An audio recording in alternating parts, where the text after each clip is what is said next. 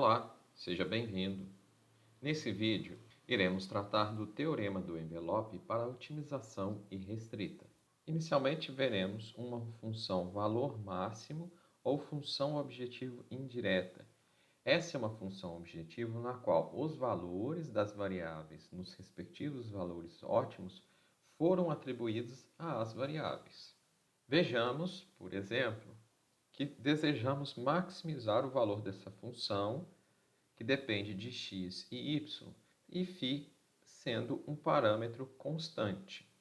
Pela condição de primeira ordem de otimização, nós devemos derivar a função f em relação às suas variáveis, em relação a x, em relação a y, e igualar a zero, obtendo assim os valores ótimos x asterisco e y asterisco. Mas esses valores ótimos dependerão do valor daquele parâmetro φ. E se substituirmos esses valores ótimos, x e y asterisco, na função objetivo, teremos então f, que depende do valor ótimo de x asterisco, de y asterisco e de φ. E essa função v de φ é a função valor máximo ou função objetivo indireta. Assim, para essa função de valor ótimo, indicada por v, que depende de φ, podemos desejar analisar qual a variação no valor ótimo da função para uma dada variação em φ. Perceba pela equação anterior que v depende do valor ótimo de x, de y e de φ, mas x depende de φ e y depende de φ.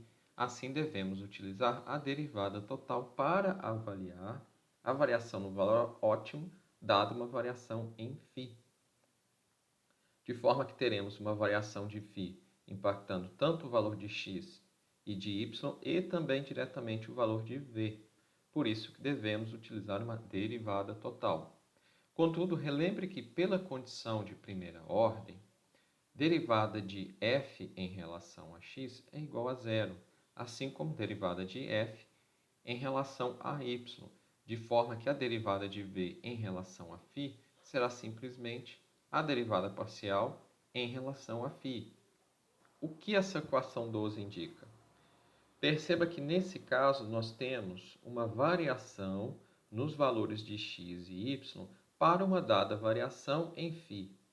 E nesse caso nós percebemos por 12 que a variação no valor ótimo depende apenas da derivada parcial de φ. Assim, indica que quando φ varia, a taxa de variação no valor máximo de f, com x e y variando, é igual à taxa de mudança de f, mantendo x e y constantes. Por exemplo, qual será o efeito de um aumento de uma unidade de A, que nesse caso é um parâmetro, sobre o valor máximo da função, que depende como variável apenas de x, quando maximiza f em relação a x para cada A? Pelo teorema do envelope, podemos apenas derivar f em função do nosso parâmetro de interesse, que está sofrendo uma variação, denotado por A. Ao fazermos isso, encontramos que df, então a variação no valor ótimo de f, indicado por asterisco, é igual à variação em f, dado uma variação em A. E derivando essa função em relação a A, teremos 2x, e a derivada de 4a ao quadrado será 8a. Mas no ponto crítico, ou seja, o ponto em que derivamos f em relação a x, teremos menos 2x mais 2a, de forma que nesse caso x é igual a a. Se substituirmos então x igual a nessa expressão, teremos, aqui é o x, 2a mais 8a, 10a. O que indica esse 10a?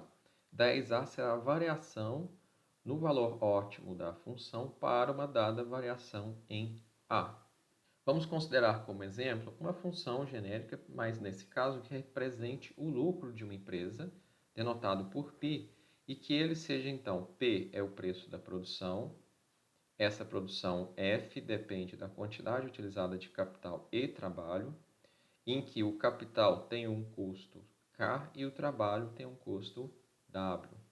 Os valores ótimos serão denotados por C asterisco e L asterisco, mas eles dependerão dos parâmetros. O P, que é o preço do produto comercializado pela empresa, K, o custo do capital e W, o custo do salário. Substituindo esses valores ótimos na função de lucro, temos então que π asterisco é a nossa função de valor máximo, nesse caso, função de lucro máximo, ou função objetivo indireta. Seu valor sempre resultará no valor máximo do lucro, dado os nossos parâmetros K, W e P. Do lucro dado por essa equação 18 anterior, nós podemos analisar qual será a variação do lucro ótimo, π asterisco, para uma dada variação em K, por exemplo, aqui o custo do capital. E, utilizando o teorema do envelope que vimos anteriormente, basta derivarmos essa função em relação a K. Derivando essa equação em relação a K, teremos apenas menos C. Perceba que, pelo teorema do envelope, nós podemos desconsiderar o ajuste que a empresa irá fazer no uso de capital e trabalho, uma vez que, se o capital, por exemplo, aumente, é esperado que a empresa possa diminuir um pouco o seu uso de capital ou aumentar o uso de trabalho. Contudo, pelo teorema de envelope, nós não precisamos considerar esse efeito.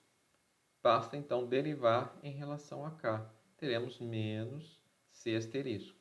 Então, por exemplo, se C asterisco é igual a 50, ou seja, a quantidade utilizada de capital no ponto ótimo, que maximiza o lucro da empresa, é igual a 50, e se o custo do capital aumentar em uma unidade, o lucro da empresa, então, deverá diminuir, porque o sinal é negativo.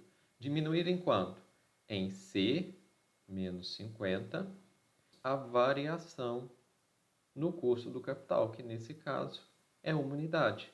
Isso indica que o lucro da empresa deve cair em R$ 50. Ficamos por aqui. Espero que você tenha gostado do vídeo. Se gostou, deixe seu like. Até a próxima!